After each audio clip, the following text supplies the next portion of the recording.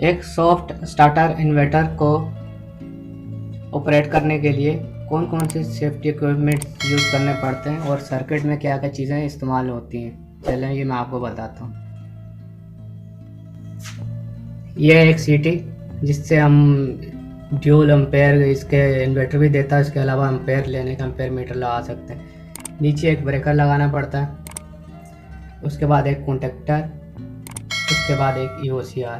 یہ بھی ہم نے ڈیول سیفٹی کے لیے دیا ہوا تاکہ اگر انورٹر کی سیفٹی بھی کام کرے اور اس کی سیفٹی بھی کام کرے، اور انورٹر کو سیف رکھنے کے لیے یہ بہترین کام ہے۔ شکریہ۔ مزید ایسی ویڈیوز دیکھنے کے لیے میرا یوٹیوب چینل سبسکرائب کریں، انجینئر ٹی آر ٹی، اور میرا face book page electrical engineering is مائی پیشن کے نام سے، اور میرا فیس بک گروپ طاہر رفیق ٹیکنیکل کے نام سے پلیز جوائن کریں۔ شکریہ۔